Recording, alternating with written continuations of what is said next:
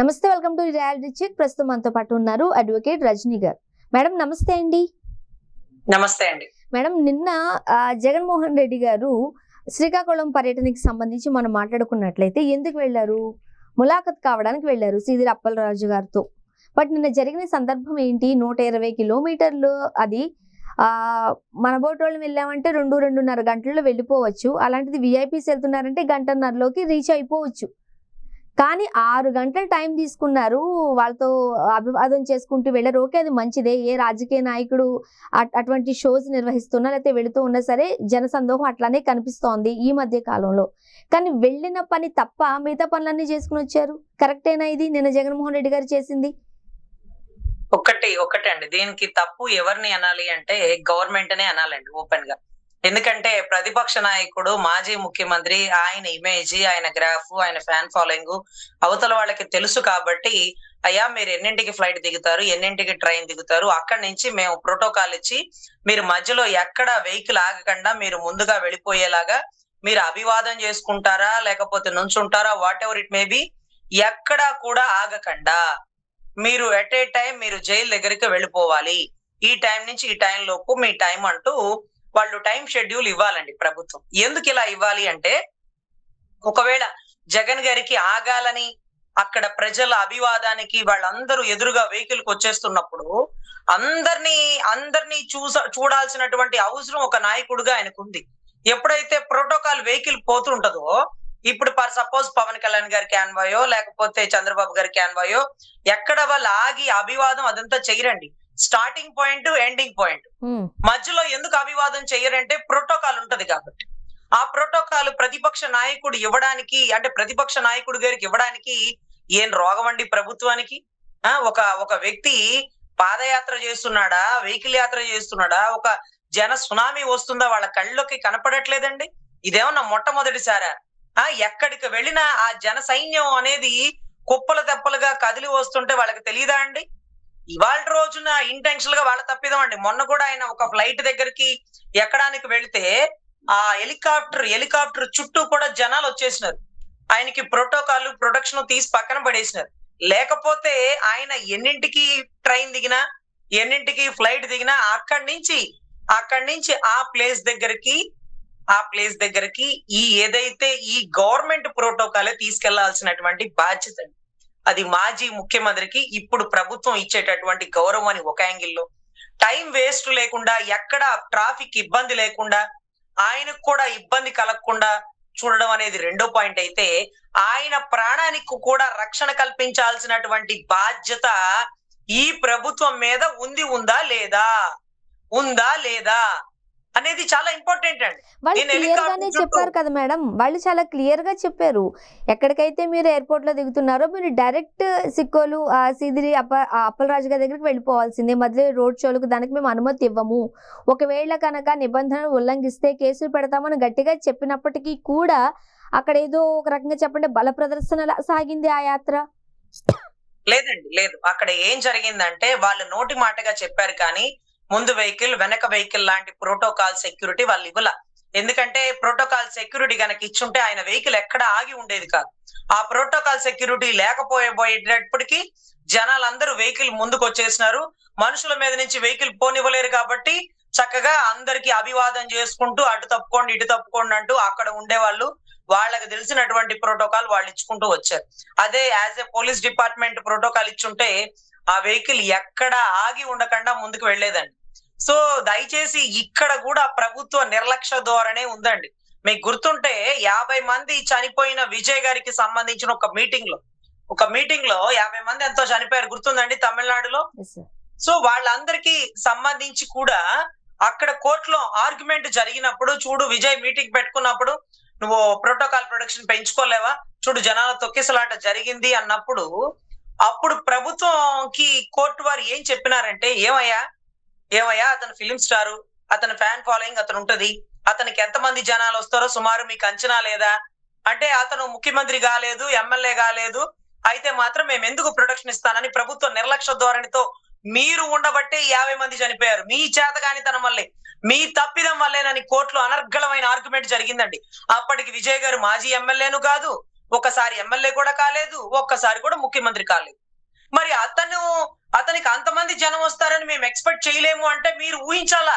జనాలు పెరుగుతున్నప్పుడు మీ ప్రోటోకాల్ పెంచుకోవాలా?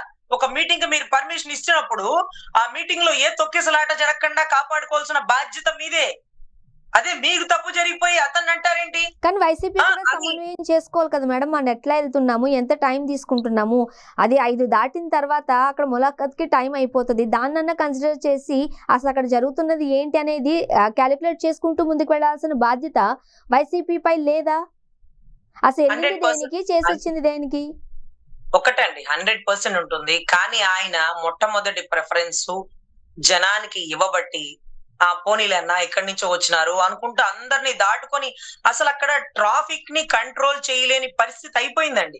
నిజంగా ముందు ఎంత మంది ఒక 200 మంది వచ్చి రోడ్డు ఇచ్చిన ఈ 200 మంది ఆ స్టార్టింగ్ ప్లేస్ నుంచి జైలు వరకు వెళ్ళాలి. ఈ 200 మంది అంతసేపు నడవలేరు కదా. అంతసేపు వెహికల్ వాళ్ళు నడిచేంత ప్లేస్ లో వెహికల్ నడిస్తే ఇంకా కదలదు కదా. సో ఇది కేవలం ప్రభుత్వ తప్పిదమేనండి. ఇక్కడ జగన్ రెడ్డి గారిని అనడానికి మనకి అర్హత కూడా లేదు. ఆయన వచ్చే ముందే ఆయన షెడ్యూల్ చెప్పినారు. ఒక్కొక్కసారి విమానం ఎక్కకూడదు అంటారు, ఒక్కొక్కసారి రోడ్డుకి పర్మిషన్ ఇవ్వని అంటారు. ఒక్కొక్కసారి ఆయన ఎట్లా వచ్చినారండి? మొన్న భీమవరం ఆక్వా రైతులను కలవడానికి ఎలా వచ్చారు? ట్రైన్ లో దిగి వచ్చినారు. అక్కడికి పర్మిషన్ ఇటు నుంచి అట్లేవు, అటు నుంచి ఇట్లేవైనా సరే అందరినీ రైతులని కలవడానికి ఏ మాత్రం సంశయించకుండా అక్కడికి వెళ్ళారు. అక్కడి నుంచి మళ్ళీ ఆన్ రోడ్ అనుకుంటా కిర్లంపూడి వచ్చి ఏదైతే ముద్రగడ పద్మనాభం గారిది పాడే మోసి అక్కడ కార్యక్రమాల్లో పాల్గొన్నారు. సో ఇటువంటి పరిస్థితుల్లో అతని కెపాసిటీ ఏంటి? అతనికి వచ్చే జనాల్ని మనం అంచనా వేసి మనం అతన్ని ఇన్స్ట్రక్షన్స్ ఇచ్చి, అయ్యా మీ వల్ల ట్రాఫిక్ ఇబ్బంది అవుతుంది, దయచేసి మీరు ఎక్కడ ఆకండి, మీ గురించి మాకు తెలుసు, మీ 40% ఓటింగ్ మాకు తెలుసు, మీరు వద్దన్నా వచ్చేస్తున్నారు జనాలు, ఊర్లు తరలి వచ్చేస్తున్నారు, దయచేసి ఈ వెహికల్ ఎక్కడ ఆపకుండా ముందు మేము వెహికల్ వెళ్తాం, మా వెనకాలే మీరు వచ్చేయండి అంటే నిస్సంకోచంగా అన్న ఏ మాత్రం సంకోచించకుండా వారి వెనకాలే అటే టైం వెళ్ళిపోయిండే వాళ్ళని. కానీ అలాంటి ప్రోటోకాల్ ఇచ్చే అధికారులు, అలాంటి ప్రోటోకాల్ వెహికల్స్ రాకపోవడం వల్ల జనాల్ని కంట్రోల్ చేయలేక ముందు వెహికల్ పోవడానికి కూడా తావు లేకుండా జనాలు అలా గుమిగూడడం వల్ల తప్పని పరిస్థితి అండి. రోడ్ షో అంటే ఆయన ఎక్కడన్నా మైకెత్తుకొని మాట్లాడితే అది రోడ్ షో అవుతుంది. కానీ ఆయన వెళ్లే వెహికల్ కి జనాలు అడ్డొస్తే ఆ తప్పిదం ఆయనది కాదండి. ఆ జనాల్ని రానియకుండా ఆయన వెహికల్ కి పర్మిషన్ ఇచ్చి ఆయన ఎక్కడ రీచ్ అవ్వాలో అక్కడ అయ్యే వరకు ఉండవలసిన బాధ్యత ఈ ప్రభుత్వానిది. ఆయనేమి మాజీ ఎమ్మెల్యే, మాజీ మినిస్టర్ కాదు. ఎట్ ఏ టైం సింగిల్ గా అయినటువంటి మాజీ ముఖ్యమంత్రి, పెద్ద పెద్ద కొండల్నే ఢీ కొట్టించినటువంటి వ్యక్తి. సో అటువంటి వ్యక్తికి జనబలం ఎంత ఉందో, ఫ్యాన్ ఫాలోయింగ్ ఎంత ఉందో, జనాల్లో క్రేజ్ ఏంటో, మాస్ ఫాలోయింగ్ ఏంటో మీకు తెలియదా? తెలిసి మీరు నిర్లక్ష్య ధోరణితో చేసి అవతల వారిని అనడానికి కూడా అర్హత లేదండి. ఇది విజయ్ గారి కేసులో నేను చూసినటువంటి ఆర్గ్యుమెంట్. ఏది జరిగినా ప్రభుత్వం తప్పిదమే అవుతుంది కానీ అవతల వాడి నిర్లక్ష్య ధోరణి అవదు. విజయ్ గారి కంటే 100 రెట్లు కెపాసిటీ ఉన్న మాజీ ముఖ్యమంత్రి, అప్పటికి విజయ్ గారు ఎమ్మెల్యే కూడా కాల, అయినా మాజీ ముఖ్యమంత్రికే మీరు ప్రోటోకాల్ ఇవ్వకుండా 5 గంటల టైం పట్టింది అంటే మరి ఫాస్ట్ గా నెట్టేసుకుని వెళ్ళిపోతే ఎంతమంది తొక్కిసలాట్లో చనిపోయే అవకాశం ఉందండి? ఇక్కడ ఆయన అనుకున్న గోల్ కి రీచ్ అవ్వలేకపోయారు కానీ ఏ ఒక్క ప్రాణ నష్టం లేకుండా చాలా జాగ్రత్తగా రీచ్ అయ్యే ప్రయత్నం చేసినారండి. అంటే వాళ్ళ ఆశల మీద నీళ్లు చల్లకుండా, వాళ్ళని ఎక్కడా ఇబ్బంది పెట్టకుండా అందరికీ కనపడ్డారు. ఊరు నుంచి పొద్దున్నే వచ్చినోడు దేనికి వచ్చాడు? జగన్ గారిని చూసి పోదామని. దూరం నుంచి చూసినా చాలు అనుకుంటారండి. సో ఇదే మాదిరిగా పవన్ కళ్యాణ్ గారి అభిమానులు కూడా వచ్చినప్పుడు ఆ జనసందోహంతో వైజాగ్ లో కొవ్వొత్తులు పెట్టుకొని లేకపోతే ఫోన్ లైట్లు పెట్టుకొని ర్యాలీలు చేస్తారండి. అది అభిమానుల ఇష్టంగా మనం భావించాలి. వైసీపీకి సంబంధించిన వాళ్ళు పోలీసులపై రాళ్లు రువ్వడం, అక్కడ స్వల్ప లాఠీ చార్జ్ జరగడం, అక్కడ ఉన్న రప్ప అంటూ నినాదాలు, ఇవన్నీ ఎలా చూడాలి? సమర్థిస్తారా? నిన్న ఏదైతే ఒక బల ప్రదర్శన లాగా ఆ యాత్ర సాగిన దానిని మీరేమంటారు? అది బల ప్రదర్శన కాదండి, జన అభిమాన ప్రదర్శన అని చెప్పండి. వాళ్ళ అభిమానం, వాళ్ళ అధినాయకుడు అయ్యో మిమ్మల్ని ఓడించుకున్నామయ్యా, లేకపోతే మేము ఓట్లేసినామయ్యా, ఏదో మాయ జరిగినదయ్యా, నువ్వెట్లా ఓడిపోతావు స్వామి, నువ్వు మా గుండెల్లో దేవుడివి అంటూ అక్కడ ఉన్నటువంటి జనాలు అభివందనంతో వచ్చినటువంటి జన సందోహం అండి. దాన్ని బల ప్రదర్శన అని అంటే ఈ బలం ముందు అవతల వాడి బలం నిలబడతదండి? ఆ మాట మనమన్నది కాదు, మీడియాలో వచ్చిన వ్యాఖ్య, ప్రముఖ దినపత్రికల్లో రాసిన వార్త అది. ఆ మాట వచ్చినట్టు వాళ్ళు రాసుకుంటారు కానీ బల ప్రదర్శన అంటూ బిగిన్ చేస్తే ఎవరు గెలుస్తారో కూటమి నాయకులకు కూడా తెలుసండి ఆయన బలం ఎంత ఉంటుందో, ఆయన జన బలం ఎంతో, జనాదరణ ఎంతో. సో మేము అడుగడుగున చూస్తున్నాం కాబట్టి అది బల ప్రదర్శన అని పొరపాటును కూడా వాళ్ళు అనకూడదు. అక్కడ ఏ ప్రాణ నష్టం లేకుండా చాలా జాగ్రత్తగా, ఎందుకంటే గుంటూరులో ఏదో పథకాలు పంపిణీ చేసినప్పుడు అనుకుంటాండి, మా గుంటూరు పరిసర ప్రాంతాల్లో ఒకేసారి 5-6 చనిపోయారు. కందుకూరు ఘటనలో కూడా చనిపోయారండి. గతంలో ఈయన జగన్ గారు వెళ్తున్న ర్యాలీకి ఒక డ్రింక్ చేసిన వ్యక్తితో మరి పెద్ద ఆయన ఆ వెహికల్ కి అడ్డంగా వచ్చేసి పడిపోయిన పరిస్థితి కూడా చూసినామండి. సో అలాంటిదేమీ లేకుండా వెళ్ళిన పని అయినా అవ్వకపోయినా సరే ఏ జన ప్రాణానికి ఇబ్బంది లేకుండా జాగ్రత్తగా వెహికల్ నడపండి. ఏదైతే ప్రభుత్వం నాకు ప్రొటెక్షన్ కి ఇవ్వలేదు కాబట్టి మీరు నాకు ప్రొటెక్షన్ ఆపి ఏ వ్యక్తి ప్రాణ నష్టానికి ఇబ్బంది లేకుండా మీరు జనాల ప్రొటెక్షన్ చూడండి అంటూ అక్కడ ఉండే నాయకులకు కానీ ఆయనతో వచ్చినటువంటి సెక్యూరిటీ వాళ్ళకి కానీ ఆయన చెప్పడం జరిగిందట. అందుకనే ఆయన వెళ్లే లక్ష్యాన్ని రీచ్ అవ్వలేకపోయినా ఏ ప్రాణ నష్టం లేకుండా చాలా జాగ్రత్తగా అందరితో అభివందనం తీసుకుంటూ జనాలందరికీ కనపడుతూ మనస్ఫూర్తిగా అక్కడ వాళ్ళందరినీ కలవడం జరిగింది. మేడం, ఆ అబ్బాయి చేసిన తప్పిదానికి ఒక ప్రాణం పోయింది. పాపం పిల్లోడు అంటారేంటి జగన్మోహన్ రెడ్డి గారు? పాపం పిల్లోడు ఏంటి మేడం? ఒక ప్రాణం పోయింది. ఒకటి మేడం, మీరు జర్నలిస్ట్ కాబట్టి మీకు తెలియకపోవచ్చు. జడ్జి గారు కూడా అంటారండి పాపం పిల్లోడనే అంటారు. జడ్జి గారు, మా జడ్జిలు అంటే ఏ జడ్జి అయినా సరేనండి, 17 ఏళ్ళు 18 ఏళ్ల పిల్లవాడు తెలుసో తెలియకో జరిగినటువంటి తప్పిదమే కానీ మనస్ఫూర్తిగా అతను చంపాలని ఏ పసిబిడ్డ అంటే 18 ఏళ్ల లోపు ఎవరినైనా జడ్జిలు ఇలాగే సంబోధిస్తారండి. మీకంటే భాష తెలియదు కాబట్టి మీరు ఎలా అయినా మాట్లాడతారు, ఎటకారంతో మాట్లాడతారు. కానీ ఇలాంటి కేసులకి ఎప్పుడు జడ్జిలు ఇలాంటి సెటిల్మెంట్ ఇస్తారు. అయ్యా పోనీలయ్యా, పసివాడు చదువుకునేవాడు, తెలుసో తెలియకో జరిగింది, ఒక ప్రాణం పోయింది, అతను ఇబ్బంది పెట్టి జైల్లో వేస్తే ఆ పోయిన ప్రాణం తిరిగి వచ్చిద్దా? ఆ బిడ్డ కావాలని చేసినాడా? ఆ బిడ్డ అని జడ్జి గారు ఎన్నిసార్లు సంబోధిస్తారో మేము కళ్ళ ముందు చూసేవాళ్ళమండి. ఈ రోజు ఆయన మాట్లాడుతుంటే చూసే వాళ్ళకి వెటకారంగా ఉన్నా మా మనసు కనిపిస్తుంది అచ్చంగా జడ్జి గారు మాట్లాడినట్టు మాట్లాడుతున్నారు. ఇంకా కూడా జడ్జి గారి మాట అనేవారు, ఎందుకమ్మా ఆ ఇన్సూరెన్స్ వస్తుంది, మీరు కూర్చొని మాట్లాడుకోండి, అతని మీద ఎంతమంది డిపెండ్ అయ్యారు వాళ్ళందరికి ఈక్వల్ గా వేయండి అనేటటువంటి కేసు అండి. ఇది ఐపీసీ సెక్షన్ 304A అంటారు, నెగ్లిజెన్సీ ఆఫ్ డ్రైవింగ్. అంటే culpable homicide, it's not amounting on murder అండి. It's not amounting on murder. అక్కడ ఒక మనిషి చనిపోయారు కానీ అది మర్డర్ కాదు, కల్పబుల్ హోమిసైడ్ గా దాన్ని కన్సిడర్ చేస్తారు. ఇప్పుడు వచ్చినటువంటి బిఎన్ఎస్ఎస్ లో అంటే బిఎన్ఎస్ సెక్షన్ లో 106 అంటారు. ఈ 106 సబ్ క్లాస్ 1 లో వచ్చేటప్పటికి ఏదైతే అతను గుద్దేసి ఆ తర్వాత అతనికి సిపిఆర్ ఏదో చేశారంటండి, హార్ట్ గుండె కొట్టుకుంటుందో లేదా మళ్ళీ చూసి మళ్ళీ అతనే వెహికల్ పిలిచి వెంటనే అంబులెన్స్ లో హాస్పిటల్ కి తీసుకెళ్లి ట్రీట్మెంట్ ఇచ్చేదాకా అక్కడే ఉన్నారటండి. దారిలో చనిపోయారు, హాస్పిటల్లో చనిపోయారు. ఒక ఘటన అనేది జరిగింది. 106 సబ్ క్లాస్ 2 లో వచ్చేటప్పటికి నేరం చేసి పారిపోయాడు, ఎస్కేపింగ్. దానికి కూడా 5 ఏళ్ళండి. నేరం చేసి హాస్పిటల్ తీసుకెళ్తే 2 ఏళ్ళండి. ఎక్కడా కూడా 7 ఏళ్ళు దాటి లేదండి. సో దీనికి ఎప్పుడు నాన్ బెయిలబుల్ అండి, ఎందుకంటే రాష్ట్రంలో బోల్డ్ కేసులు నమోదయ్యేటండి ప్రతిరోజు. ఇప్పుడు మనం మాట్లాడుకున్నంత సేపులో కూడా రాష్ట్రంలో ఒక 10-15 కేసులు, ఒక 20-30 కేసులు నమోదైపోయి ఉంటాయండి. సో ఇటువంటి పరిస్థితుల్లో ఆ బిడ్డని జగన్ గారు ఎలా సంబోధించారో జడ్జి గారు కూడా అలాగే సంబోధిస్తారు. పోనీలేమ్మా తెలుసో తెలియకో జరిగింది, పసిబిడ్డ ఆ ప్రాణం పోయింది, ఏమయ్యా ఏంటి ఆ కుటుంబానికి ఏమిస్తావు చెప్పు, బాగా డబ్బున్నోడవే కదా, అతని మీద ఆ కుటుంబం ఆధారపడుతుంది, చూడు మరి 5-6 బతకాలి అతని మీద అంటూ అమౌంటింగ్ ₹1కి ₹2 కల్పిస్తారండి. జగన్ గారు కూడా అచ్చు అదే మాట్లాడారండి. ఇది కాకపోతే ఇంకొక రూపాయి అని అడిగి ఇవ్వండి, ఆ గొర్రెల కాపరికి రావాల్సినటువంటి బెనిఫిట్స్ కూడా రానికుండా ఈ ప్రభుత్వం ఒక వలయం పన్నుతుంది. దీనికి పార్థసారథి గారిని తీసుకొచ్చారండి. అంటే బీసీలు ఎందుకు వచ్చారండి అంటే ఇక్కడ ఆయన చనిపోయిన వ్యక్తి ఎవరైతే ఉన్నారో అతను గొర్రెల కాపరి కాబట్టి, అతను బీసీ కమ్యూనిటీ కాబట్టి, సో అతన్ని బేస్ చేసుకొని పార్థసారథి గారిని లైన్ లోకి దించారు. ఎందుకు ఈ కుల రాజకీయం ఎందుకు వచ్చింది? మేం మాట్లాడితే కులం ఎందుకు వచ్చింది అంటారు, మరి వాళ్ళు తీసుకొస్తే అదే కులం ఎందుకు వస్తుందండి? అండ్ ఆగస్ట్ 1 కి నరేంద్ర మోదీ గారు రాబోతున్నారు భోగాపురం ఇంటర్నేషనల్ ఎయిర్పోర్ట్ ప్రారంభోత్సవానికి. సో అదే పరిసర ప్రాంతాలు, శ్రీకాకుళం, సిక్కోలు, ఈ పరిసర ప్రాంతాల్లోనే నిన్న జగన్మోహన్ రెడ్డి గారు పర్యటిస్తుంటే బాబు కన్నా ముందే జగన్మోహన్ రెడ్డి గారు వచ్చేసారు అంటూ అక్కడ కొన్ని మాట్లాడడం మనం చూస్తున్నాం. మరోపక్క ఏదైతే క్రెడిట్ చోరీకి పాల్పడ్డారో అంటూ జగన్మోహన్ రెడ్డి గారు మాట్లాడుతున్నారు, దానికి సంబంధించి అవును అంతా బాబే చేశారు అని అనడం ఎలా చూడాలి? ఒకటండి, ప్రభుత్వం వచ్చి 2 ఏళ్లలో ఏ కన్స్ట్రక్షన్ నుంచి ఆగిపోతే, ఏ కన్స్ట్రక్షన్ నుంచి బిగిన్ చేసిందో వాళ్ళ క్లారిటీ వాళ్ళకు ఉండాలండి. గత 5 ఏళ్లలో ఈ భూ వివాదం మీద ఎన్ని కేసులు నమోదైనయో కోర్టులో ఉన్నాయండి. కోర్టులో మాకు తగ్గ నష్టపరిహారం ఇవ్వలేదు, లేకపోతే మాకు ఇక్కడి నుంచి ఇంకొక దగ్గర పునరావాసం ఇస్తానన్నారు, అది ఇవ్వలేదు, లేకపోతే ఇలాంటి ఎలిగేషన్ దగ్గర దగ్గర ఒక 1500 కేసులండి.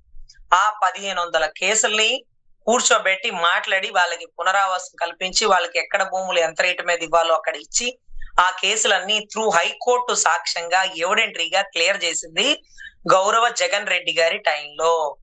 దాన్ని మార్చడానికి ఇది కూడా రాజకీయ కుట్ర కోణం అంటే జడ్జిలు కుట్ర చేయలేదు కదండి పాపం. జడ్జిలకి ఏ డేట్ లో కేసు నమోదు చేసినారో తెలుసు, ఏ డేట్ లో కేసులు సెటిల్మెంట్ అయి క్లియర్ అయిపోయినాయో తెలుసు, ఏ డేట్ లో శంకుస్థాపన చేసినారో తెలుసు. ఆయన భూమి పూజ చేసి వెళ్ళిపోయినారేమో, దాని తర్వాత పూర్తి చేసింది ఎవరండి? సో ఇక్కడ మీరెంత మేమెంత అనే దానికంటే మొత్తం నేనే చేశాను అనడానికి కూడా మీ మనస్సాక్షి బహుశా మిమ్మల్ని ఒప్పుకోదేమో గాని మీరు మాత్రం అనేస్తారు. ఎందుకంటే ఇప్పుడు చూడండి, ఇంద్రభవనం లాగా ఉండే కన్స్ట్రక్షన్, దీని ప్లాన్ గీసింది ఎవరండి? ఆ ప్లాన్ కి అప్రూవల్ ఇచ్చింది ఎవరండి? ఏ ఇయర్ టు ఏ ఇయర్ ఆ ప్లాన్ కి అప్రూవల్ ఇచ్చారండి? ఇది ఒక అల్ట్రా నేషనల్ క్వాలిఫికేషన్ తో కలిగినటువంటి ఒక అత్యున్నతమైన అధికారి కట్టినటువంటి కన్స్ట్రక్షన్ మోడల్ అండి. ఇంటర్నేషనల్ ఎయిర్పోర్ట్స్ లో మనం బెంగళూరు లేకపోతే హైదరాబాద్ లో చూసుంటాం. ఒక డిఫరెంట్ మాడ్యూల్ లో వాటర్ ఫ్లోటింగ్, లేకపోతే ఒక రివర్ బేస్డ్ లాగా, అది బే ఆఫ్ బెంగాల్ కి ఒక సముద్ర ఒడ్డి లాగా, అదొక టూరిస్ట్ ప్లాన్ లాగా ఒక గొప్పగా తీర్చిదిద్దారండి. అలాంటి కన్స్ట్రక్షన్ జగన్ గారు ఎలా కట్టగలుగుతారండి అని మీలాంటి జర్నలిస్టులు తెలిసి తెలియక మాట్లాడతారేమో. హరిత రిసార్ట్స్ ప్లేస్ లో ఆయన కట్టినటువంటి అద్భుత కట్టడానికి అయినటువంటి ఖర్చులు, లేకపోతే ఆ కట్టడాన్ని చూసిన ప్రతి ఒక్కరు, ఈవెన్ దో గౌరవ పవన్ కళ్యాణ్ గారితో సహా వెళ్లి సెల్ఫీ దిగారు. అంటే ఆయన కట్టడం ఎలా కట్టగించగలరు, ఆయన కన్స్ట్రక్షన్ మాడ్యూల్ ఏంటి? సో ఇవన్నీ కూడా హరిత రిసార్ట్స్ ప్లేస్ లో వచ్చిన కట్టడాన్ని దేనికి వాడాలో అర్థం కాని పరిస్థితి. అదే మాదిరిగా ఈ రోజు ఇంటర్నేషనల్ ఎయిర్పోర్ట్ క్రెడిట్ చోరీ అనే దానికంటే అక్కడికి చంద్రబాబు గారు నరేంద్ర మోడీ గారు రాకముందే ఒక అద్భుతమైన పాదయాత్ర జరిగేసిందేమో, మరి ఒక ర్యాలీనే జరిగేసింది. మా వాడు ముందే వచ్చాడు, మీకంటే ముందే వచ్చాడు అంటే ఈ రోజు ఆ ఏరియా డెవలప్మెంట్ కానీ అక్కడ గెలిచినటువంటి ఒక ఎంపీ ఎవరైతే జగన్మోహన్ రెడ్డి గారికి సంబంధించినటువంటి ఎంపీ, ఒక మహిళ అనుకుంటా అండి, అమ్మాయి ఎస్టీనా ఒక కేటగిరీ మహిళ. సో ఆ అమ్మాయి మాట్లాడే చక్కటి భాష, అదే రకంగా పార్లమెంట్ లో అలాంటి వ్యక్తులను ఎంపిక చేసి ఇచ్చినటువంటి అవకాశాలు, పలానా తాలూకా అయితేనే ఇస్తాం, పలానా మనవాళ్ళు అయితేనే ఇస్తాం, పలానా అయితేనే ఇస్తాం అనే దానికంటే అప్పుడప్పుడు వైరుధ్యంగా ఆ అమ్మాయికి ఎలా టికెట్ వచ్చింది? ఎంపీ మీకు చూస్తే తిరుపతి ఎంపీ అండి, ఒక డాక్టర్, అతనికి ఎందుకు ఇచ్చినారు టికెట్ అంటే అంత పెద్ద సుడిగాల్లో కూడా అతనే గెలిచినాడు. ఈ రోజు అతనే గెలిచినాడు.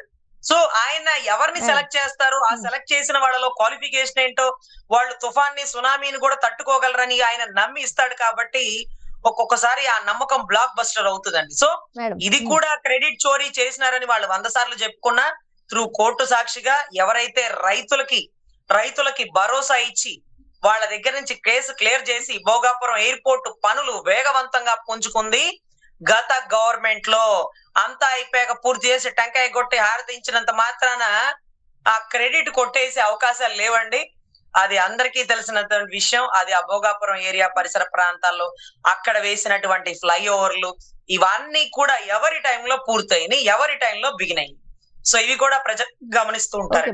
మరోపక్క అమరావతి భూసేకరణ విషయంలో ఏ ఒక్క వ్యక్తి ఆస్తిని చట్టానికి విరుద్ధంగా లాక్కోవడానికి గాని, బలవంతంగా తీసుకోవడానికి గాని వీలు లేదు అంటూ హైకోర్టు చాలా స్పష్టంగా చెప్పడం జరిగింది. ఒక్కటే అండి, ఇది హైకోర్టు చెప్పడం కాదు, ఇది ఒక చట్టం. భూములు ఇచ్చే రైతులకి వాళ్ళు ఇవ్వను అంటే బలవంతంగా రాక్కునే అధికారం సెంట్రల్ అథారిటీకి లేదు, స్టేట్ అథారిటీకి లేదండి. చాలా చోట్ల మనం గమనిస్తే హైవేలో రోడ్డు ఇలా వెళ్ళకుండా ఇలా మెలికలు తిరిగి ఉంటది మనం గమనిస్తే. ఇదేంటది అలా ఎలా తిరిగింది మెలికలు, ఇలా స్ట్రైట్ గా వేయొచ్చు కదా అనుకుంటాం. ఎందుకని వేయలేదంటే బ్రిటిష్ వాళ్ళ టైం నుంచి కూడానండి, 1947 తర్వాత నుంచి కూడా మనకు ఉండేటటువంటి అద్భుతమైన చట్టాల్లో ఒక 50 మంది రైతులు కలిసి ఇదిగో మన 250 ఎకరాలు ఈ రోడ్డుకి ఇచ్చేదే లేదు, మనం పొలమే వేసుకోవాలి, మనకి రేట్లు అక్కర్లేదు ఏమక్కర్లేదు అని అడ్డం తిరిగితే, వాళ్ళు సంతకాలు పెట్టకపోతే రోడ్డు నోరు మూసుకొని ఇటు తిరిగి వెళ్ళిపోతారు. ఆ రైతుల్ని బలవంత పెట్టి భయపెట్టి భూమి తీసుకునే అధికారం ఏ స్టేట్ కి, ఏ సెంట్రల్ కి, ఏ అధికారికో లేదండి. దున్నేవాడిదే భూమి, భూమి మీదే ఉండే హక్కు రైతుకు మాత్రమే అనేది ఒక చట్టం ఉండేదండి. అప్పట్లో వినోబా భావే చట్టాలు కొన్ని అద్భుతమైన చట్టాలు మేడం. ఉండేవి. సో అటువంటి పరిస్థితుల్లో ఈ రోజు బలవంతంగా భూమి లాక్కోవడం అంటే అత్తారింటికి దారేదిలో పవన్ కళ్యాణ్ గారి డైలాగ్ ఉంటదండి. గత ప్రభుత్వంలో చెప్పుకున్నారు ఆయన. ఈ టైంలో చెప్పలేని పరిస్థితిలో ఉన్నారు కానీ, ఇస్తే తీసుకోండి, అది వ్యాపారం అవుతది. బలవంతంగా లాక్కోకండి, అది దౌర్జన్యం అవుతది అంటూ పోసాని కృష్ణమురళి గారికి అత్తగారి వెనకాల నుంచి ఆయన ఇచ్చినటువంటి భరోసా.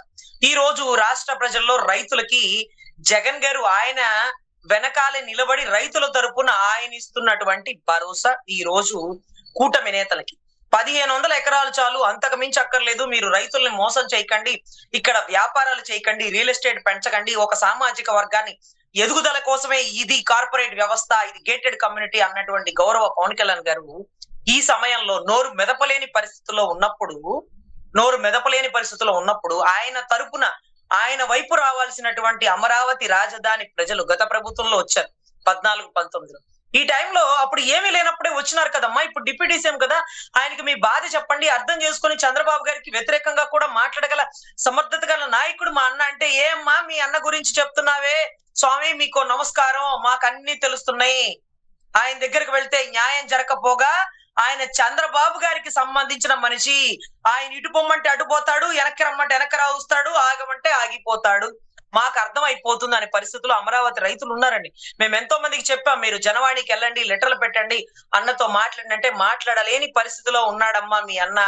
కాటాలు వేసేసినారు, మీ అన్నని అమ్మేసినారు, మీ అన్న కొనేసుకున్నాడు, ఏదేదో మాట్లాడేస్తారండి. సో ఆ టైం నుంచి మేము ఎంతో మంది రైతులకి చెప్పిన వాళ్ళు వినలేదు. నిన్నటి రోజు జగన్ రెడ్డి గారిని కలిసినారు, ఆయన చాలా భరోసా ఇచ్చినారు. అదే మాదిరిగా మంత్రుల్ని పంపిస్తే వాళ్ళ మీద రాళ్ల దాడి చేసినారు. అందుకని ఆయన ఓపెన్ స్టేట్మెంట్, మావిగన్ వర్సెస్ అమరావతి. మరోపక్క పార్లమెంట్ లో ఆంధ్రప్రదేశ్ లో పేదలకు ఎంత మందికి ఇళ్ళు ఇచ్చారు? అమరావతి ఏకైక రాజధాని అనే హామీకి సంబంధించి రైతుల నిధులకు సంబంధించి వైసీపీ నాయకులు క్వశ్చన్స్ రేజ్ చేసినప్పుడు, తనుజ గారు రేజ్ చేసినప్పుడు దానికి సంబంధించిన వివరాలు ఏవి మా దగ్గర లేవు అని కేంద్రం చెప్పడాన్ని ఎలా చూడాలి? రైతులకి ఇళ్ళ అండి, దళితులకి ఇళ్ళ, మీరేం అడిగారు ప్రశ్న? ఎవరైతే పేదలు ఉన్నారో పేదలకు ఎంత మందికి ఇళ్ళు ఇచ్చారు? కరెక్ట్ అండి, కరెక్ట్. ఈ ప్రశ్న ఏంటంటే, భూములు ఇచ్చిన రైతులకి అక్కడే ఫ్లాట్లు ఇచ్చారు. ఆ ఫ్లాట్లకి తాలూకా ఇంతవరకు ఆ హద్దురాళ్లు వేయలేదు, ప్లాన్ ఇదని చూపించలేదు, ఇది మీ సర్వే నెంబర్ అని కూడా చెప్పలేదు, వాళ్ళ చేతిలో పెద్దగా పట్టాలు వచ్చినాయో రాలేదో కూడా తెలియదు. ఇంతవరకు ఎవరు కన్స్ట్రక్షన్ చేసుకోలేదు, కన్స్ట్రక్షన్ చేయడం కూడా ఆర్డీఏ పర్మిషన్ ఇవ్వట్లేదు.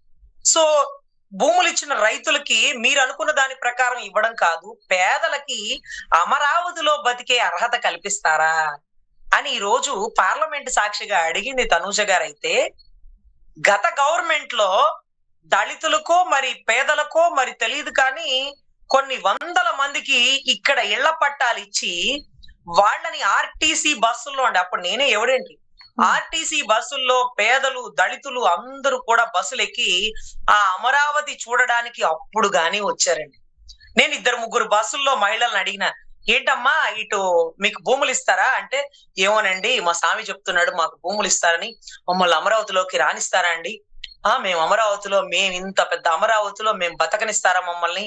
మాకు ఇళ్ల పట్టాలు ఇక్కడ ఇవ్వడం ఏంటండి, ఇది రేపు ఒక హైదరాబాద్ లాగా అయిపోతే, లేకపోతే ఒక పెద్ద హైటెక్ సిటీ గచ్చిబౌలి లాంటివి అయిపోతే మమ్మల్ని ఇక్కడ బతకనిస్తారా, ఉండనిస్తారా? అసలు మాకు ఇళ్ల పట్టాలు ఇవ్వడం ఏంటో, మా స్వామి దేవుడు కాబట్టి మమ్మల్ని ఇక్కడ బతికే అవకాశం ఇస్తున్నాడు, అసలు ఇంతవరకు మేము అమరావతి చూడలేదండి, ఆ లోపలికి రావడానికి మాకేం అర్హత ఉంది అనుకునేటటువంటి దళితులకి పేదలకి ఇళ్ల పట్టాలు ఇచ్చి వాళ్ళని బస్సులు వేసి ఇదిగో అమరావతి మీ పట్టాలు ఇక్కడ, మీ రైతులు ఇదిగో మీ భూములు ఇవి అంటూ వాళ్ళకి ఇళ్ల పట్టాలకు కేటాయిస్తే వాళ్ళ సంతోషం వర్ణనాతీతం అండి. తర్వాత ప్రభుత్వం రాగానే ఆ ఇళ్ల పట్టాలు చించి క్యాన్సిల్ చేసి పక్కన పడేసిందండి.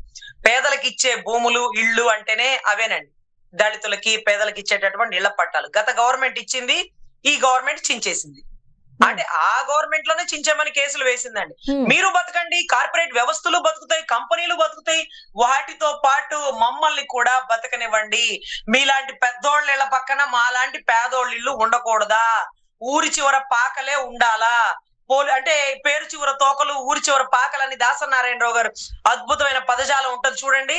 అలాగా మమ్మల్ని పొలిమేరలోనే ఉండాలా, మేము కూడా మీలాంటి పెద్దవాళ్ళ పక్కన బతికే అర్హత లేదా అంటే అప్పుడు నాకు గుర్తొస్తుందండి రాజశేఖర రెడ్డి గారు, దివంగత రాజశేఖర రెడ్డి గారు కనిపెట్టిన ఆరోగ్యశ్రీ విధానం అండి.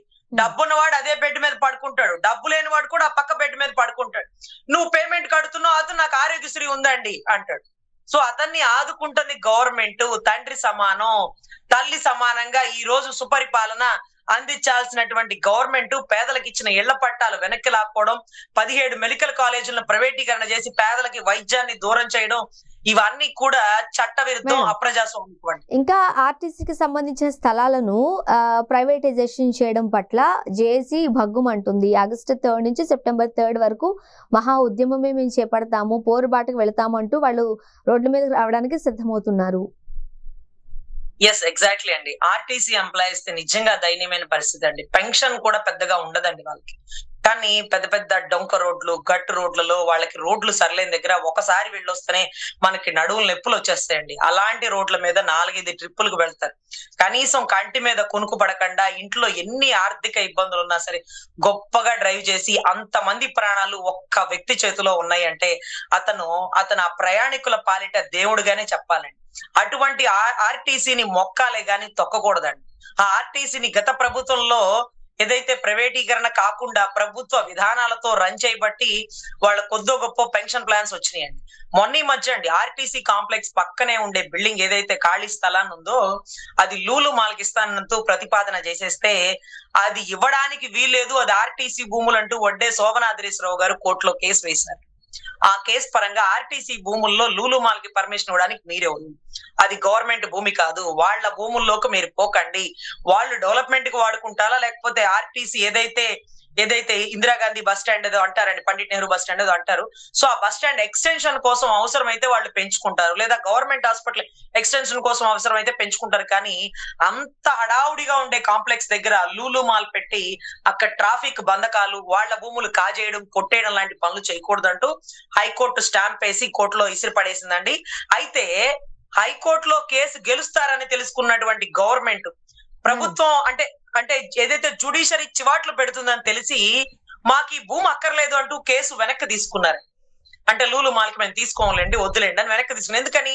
కేసులో వడ్డే శోభనాద్రీశ్వరరావు గారు స్టాంప్ వేసి గెలుస్తూ రేపు ఆర్డర్ వస్తుందనగా ఇవాళ వెనక్కి తీసుకున్నారండి. ఇటువంటి పరిస్థితుల్లో వాళ్ళు భయపడతారు. మనం భయపెట్టగలిగితే ఇది మన ఆస్తి, మన సంపద, మన కష్టార్జితం అంటూ ఆర్టీసీ ఎంప్లాయీస్ ముందుకొస్తే ప్రభుత్వం 10 అడుగులు వెనక్కి వెళ్ళిపోతుందండి. రైతులు ముందుకొస్తేనే ప్రధాని దిగి వచ్చి రైతు 3 చట్టాలని కూడా వెనక్కి తీసిన పరిస్థితి అండి.